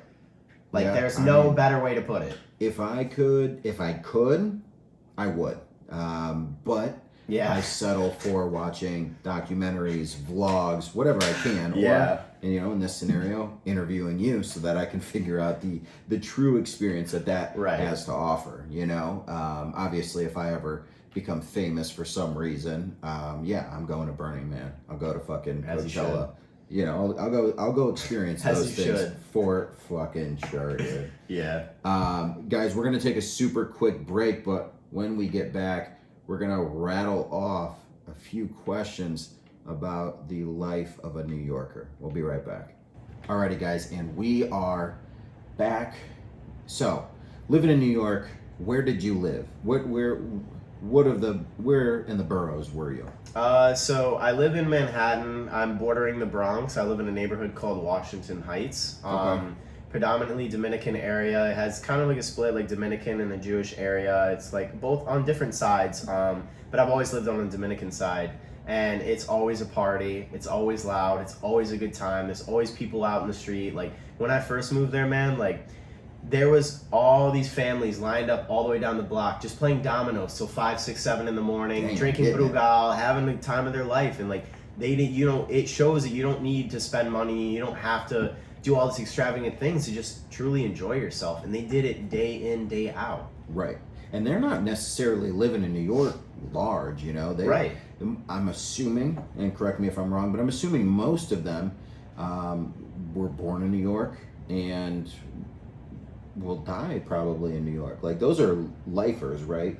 Yeah, I mean, it depends. It can go either way. A lot of what happens, from my experience, from what I've learned from my own friends, obviously, like I was born in the U.S., so I can't speak from my own personal experience, but like a lot of them, what happens is like their families will stay in that country, and then they come here and they make the money and they send it back. The majority of people I know make money, work 2, even 3 jobs, and then they send the majority chunk of it back because they're going to make more money here than they will back in their home country, so they're able to help support their families and build those dreams. And that American dollar and most Right. other countries Yeah. holds a little bit of a higher value. But like, so. I have so much respect for that. Like, I'm fortunate enough, and it's a privilege for me to only have to worry about myself. Like, I don't have anyone I have to send money to. I don't have a sibling I have to help raise. I don't have any of these responsibilities that are very, very real that a lot of people don't understand and a lot of people don't talk about. We overlook as Americans most of the time. Exactly. And, you know, like, I was definitely blind to it before I moved there. And then once I actually experienced it and saw it happening in real time, I was like, shit. This is real. Yeah. Yeah, and it really makes you grateful for everything you have and your ability to wake up in the morning and say, you know what, I just get to focus on me today. Same thing with kids that go to school, man. Like, people don't understand the privilege of what it is to just be able to go to school and focus on school and not have to work and not have to provide and contribute something. Because I know a lot of really great people who've got spit out of cities like New York on things that were out of their control. Yeah. Do you know how I feel after everything I've been through in that city to be told, guess what? You can't stay here anymore, and it's not your, like, it's nothing that you can do to control it. Yeah, you can't fix it. I but would you gotta lose go. my mind. I would lose my mind. No question Everything asked. you've worked for, everything you've put your work and essentially, you know, your life's work into just taken, and you can't do a thing about it. Right. That's heartbreaking. Yes, There, it is. you It know. is truly heartbreaking. And that's also where a lot of people lose their passion because they feel like that's the end of the road for them. I mean, that's getting dealt a hard hand. Yeah. You know, I can sit here and say, you know, both of us can sit here and say, you know, there's a lesson to be learned in everything. And of course there is in that situation. But some lessons, dude, it takes some time. Yeah. It takes some time to sit and you got to feel something like that. Agreed. You know? Yeah. Especially when it's out. Like, how do you even assess? I'll do this next time. I'm gonna dust myself off. Do this when you can't. You Yeah. know, in that situation, that's a really fucking hard blow to take. So, Yeah, because then it takes you right back to the drawing board, and you know that's where you find out if you really love what you do. Because if you really love what you do, you're gonna take that loss, you're gonna internalize it, you're gonna go through how you feel about it, and then if you really love what you do, you're gonna find the positives, and then you're gonna rework your plan, and then the next time, that's when it's gonna work. Right. And that's not always that. It's never actually easy. No. I'm not gonna say it's not always that. That is never easy. No, it's not. And it's never gonna come easy. That's not ever something that you can just stumble upon and be Right. handed. Like, oh, here's this handout. Yeah. You No. gotta fucking work for that shit. All day, all night.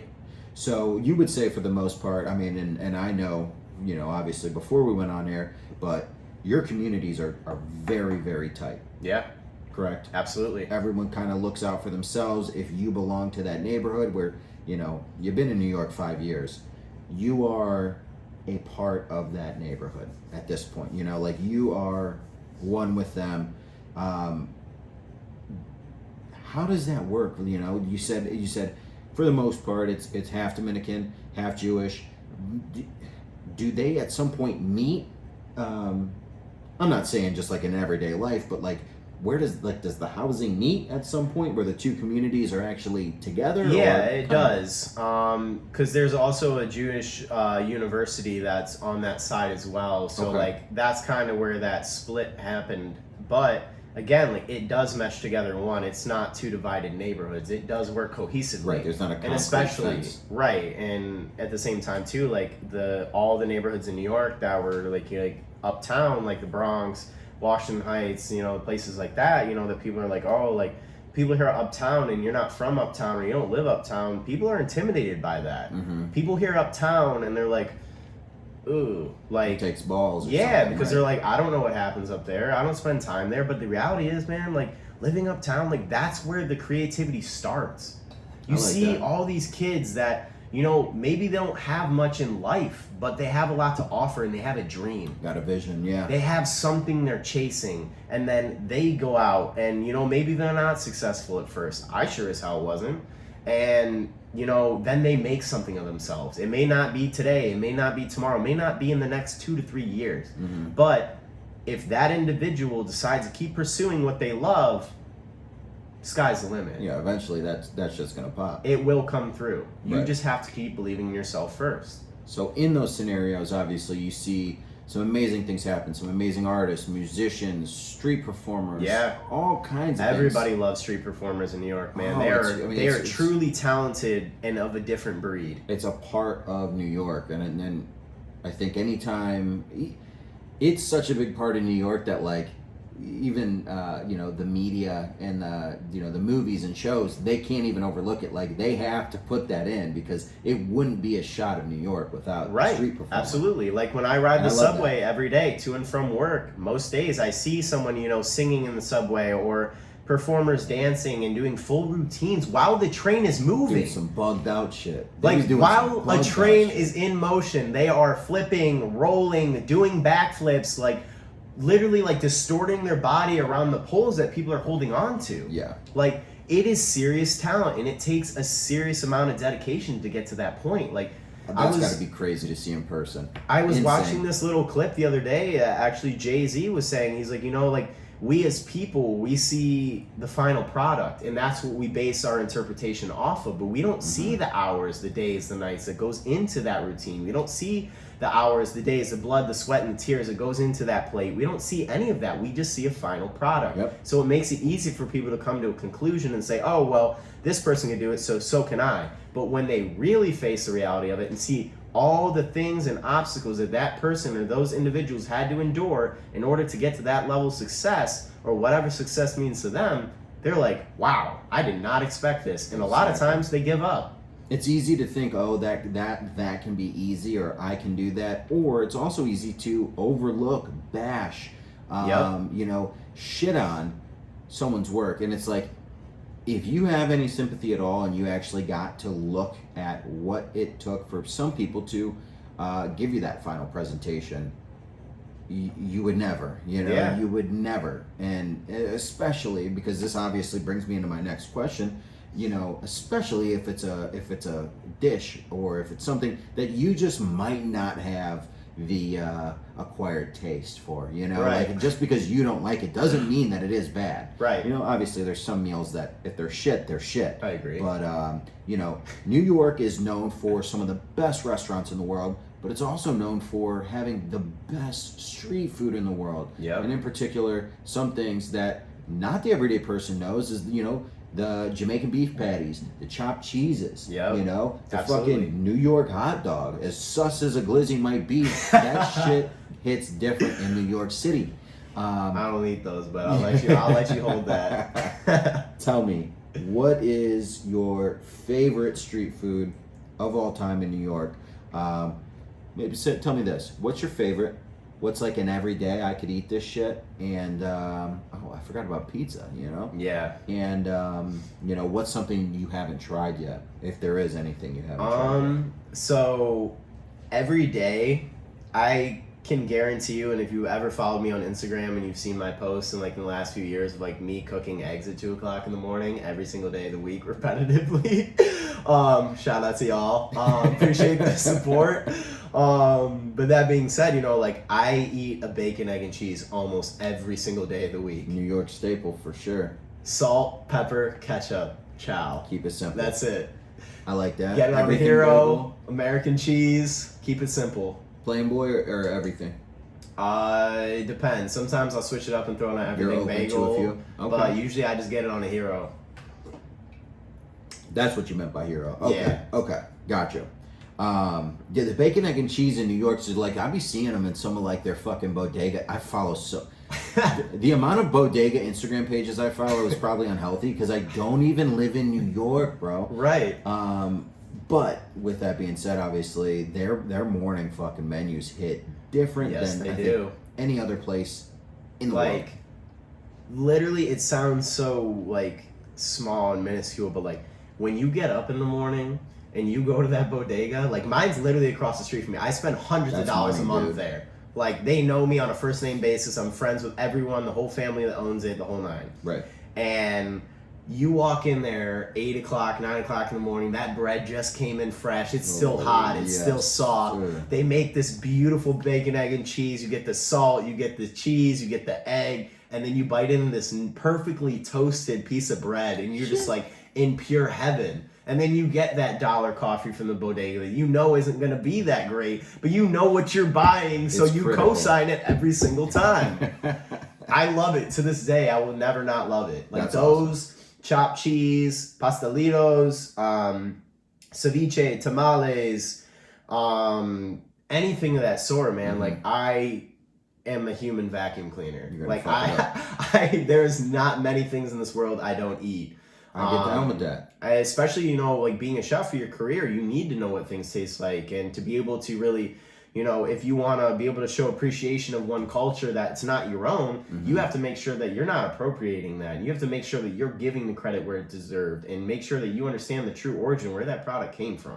Yeah, because that could be some, to the everyday person, if you want to pass on a meal, sure, whatever. At least for Americans, I should say. Yeah.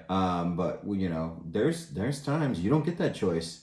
If you're a chef, if you're a cook, and you got someone who truly cares. I don't care if you don't eat seafood. You're fucking eating it. Yeah. It's just exactly. those situations. And me, when I got Yeah. to Florida, dude, I did not want to eat seafood. And I'm working on Marina Jack, the only oceanside fucking restaurant in the city of Sarasota. And I'm like, well, Great fuck. pick. Here I go. I guess I have to now. Yeah. But yeah, you're absolutely right. You cannot just say, oh no, it's out of my norm, so I'm not going to do it. Right. You know? And that's the thing, is there's so many cultures that are embedded in New York that you can literally throw a rock and you can be at ramen, you can be at Mexican, you can be eating Dominican pollo guisado, you can be eating tostones, you can be eating, you know, some roasted lamb from a halal cart. There's everything. It's endless. One of my one of my favorites that I've been eating a lot lately is pho. And that's what they call poor man's ramen. It's Vietnamese, but honestly, I think it's arguably better than ramen sometimes. There's someone that's a big fucking advocate for it. It's, who is it David Coe? Is David Coe a chef or no? David Coe? Do you know who that name is? No. Okay. I know Momofuku Ko by David Chang, but I don't know a David Coe. No, I don't know. But I'm familiar enough with it. I've never tried it though. So it's a hit? It's amazing. Okay. And there's 2 restaurants that if you're ever in New York City, you must try. One of them being a friend of mine, Helen Wynn, super talented chef, super genuinely good person. She has her own spot now on Orchard Street in the Lower East Side called Saigon Social. And I was actually just there for a pop-up last week she did with the Thai restaurant called Fish Cheeks. Phenomenal collab food. or something? Yeah, they did a collab, pop-up, order from the window, sit down, enjoy your meal. It was phenomenal. Her pho is arguably the best I've ever had.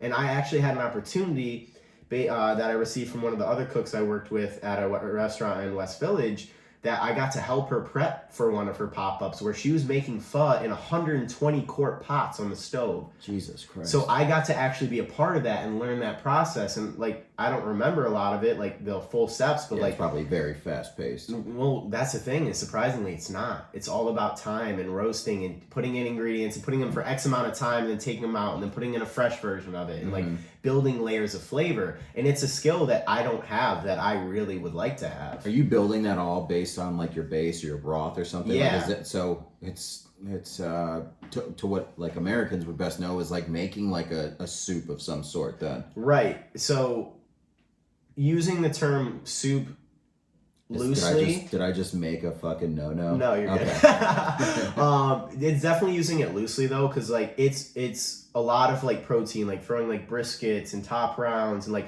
roasting bones and roasting garlic, roasting ginger, roasting onions to really unlock that full flavor. So you're pulling out flavors that the everyday. Yeah, exactly. Soup ain't doing like that. This is a minimum of, I think she will spend anywhere from 8 to 16 hours in her day just taking care of these broths and showing the utmost love to them. And like, that's love. That is showing your guests who you are and what you're about in your culture. And I respect the hell out of that. Yeah, and think about the confidence that has to fucking take to just be like, yeah, I'm doing this. Yeah. And it's gonna fucking work. And she used to work for Daniel Boulud at his restaurant Danielle. It's 2 Michelin stars in New York City. She is friends with Scott Conant and all these other public figures because of the reputation she's built for herself, not because she carries herself with the ego through the door. It's because she loves what she does and she shares that passion with everybody she comes in contact with. Yeah, you got to be grateful for the ones like that. Absolutely. Just like, your mentor, your chef, who, luckily you found pretty early on, to leave those impacts. And that's the thing, is like, you also develop multiple mentorships in your time, in your career. Like, every restaurant you work at, you find a new mentor, whether you realize it or not. Someone's grooming you to be somebody. Absolutely. They just need to know that you're invested. And sometimes it as you go on, it's a little bit easier to let people let down their doors, Right. Especially like we're still young enough to still take plenty, obviously. In your business, you always stay a student. I've had enough of that shit.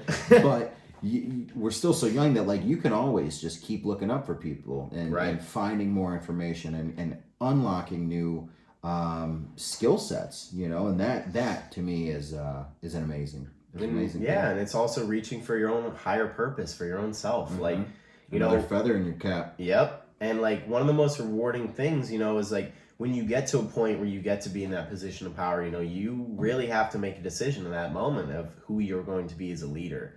And in my time being a leader, I was fortunate enough to have an incredible staff that I had the opportunity and the pleasure to not only have them work under me, but work with me. Mm-hmm. I don't view them as lesser because they're not. Because at the end of the day, this goes back to what we were saying earlier.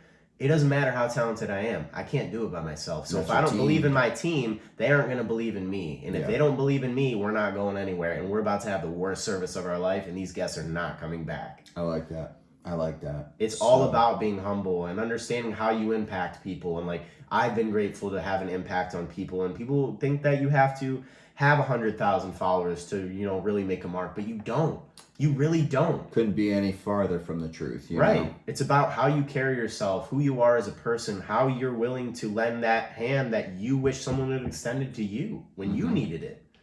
Or for the ones that did do it. Yeah. And you're just paying it forward now. Right. And that's something I truly believe in. Anytime I can pay it forward, I do. I love to see people grow. And when you get to see the realness of it and you get to experience and you watch somebody make a mistake and you see how down they are about it and you're here saying, you know what, like, hey, it's okay. Like, we're going to fix this and we're going to get it right. Mm-hmm. And then the next time you do it with them one more time, then the following time they do it by themselves and you watch them crush it. But the thing is that they don't want you to see that reaction. Like, I didn't want my chef to see me being so proud of like something that I thought was stupid that I messed up. I was like, in my head, I'm like, quiet. But you have your quiet victories. But when you actually get to see it from a leadership position and you see it in their face and you see that pride, it makes you feel better because you know you did the right thing and you helped somebody to be a better version of themselves. Yeah, that's got to be probably it's an one of the incredible most feeling, rewarding man. feelings. And it keeps you humble because the team you work with, it's a lot about what people say, like, you are with who you spend your time with. Like, you are who you a reflection of your with. friends. Yeah. Like, it's the same. The same thing. Me too. But at the same time, like, it's the same thing with being a chef. Like, it is exactly the same thing. Like, if you're working in an environment where it's supportive, everybody's gonna be firing on all cylinders, and everybody's gonna want to work at your restaurant. Everybody's gonna want to eat at your restaurant. There's gonna be a waiting list so long that they're booking months in advance. Yeah, fucking well-oiled machine. Right. So when you're running a full-on titan of a kitchen and you're putting out beautiful product and your team loves what they're doing, you love what you're doing, the energy reflects in that kitchen and everyone's just firing left and right. And you're just like, at the end of the day, everybody comes together like, fuck yeah, guys, like, great job. We did this today. We accomplished this. And it gives you a sense of self-worth. It reminds you that you're a part of something greater than you. And that is obviously what I feel like we should strive for in life. 100%. Before we wrap up today, I do want to end this on a very, very light note.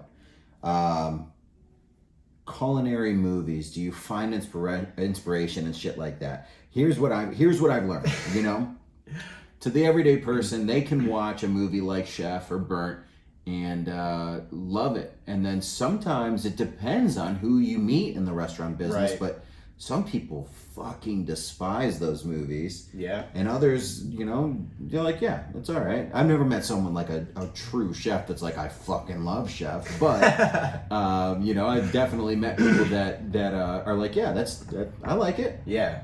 So for me personally, I mean, I'm honestly not really a movie watcher, which is odd, but it is what it is.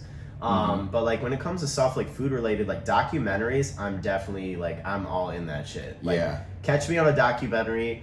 Don't get me wrong, Chef and Burnt were both good movies. But it's not also an accurate depiction. Like, I guess,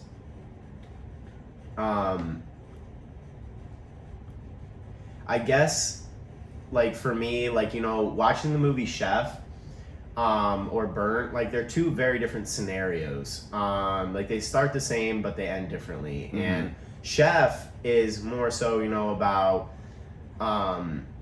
getting back to what you love and not letting anyone take your passion away from you, and like, exploring your other options to your level of success and sharing your story and creating your brand. Where as opposed to Burnt is polar opposite, but it's also a pretty real depiction of a lot of 3 Michelin star kitchens. That's a foul ending. Especially outside of the country. Like, don't get me wrong, New York has that one was in London, I believe, if I remember correctly. Was it French cuisine though?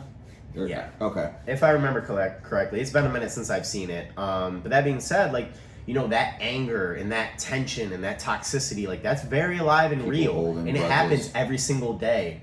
And that's not every restaurant by any means, but there are definitely those that exist. And like a lot of people had mixed feelings in the industry about it. A lot of people were like, oh, like Burnt was a bullshit movie, like Bradley Cooper, like all this. But like Bradley Cooper actually trained under a Michelin trained chef to do this part in the movie. Yeah, there were some scenes Yeah. where like as I'm not gonna say chef, but like as a cook, like I was like respect. Like Yeah. I Like you have to I give see it what to you're him doing for there. that. Right. But at the same time, like he has no idea what it's like to work in a real kitchen. right. Put him there on the weekend. Yeah, you know, like, put him there from You'll be in the Thursday to corner, Sunday. bro. You'll be in the corner hanging out. Like, no, thank you. I don't want any more of this. Exactly. So, honestly, if we had fucking more time, for you guys, you're going to be seeing this, who knows, probably tomorrow evening.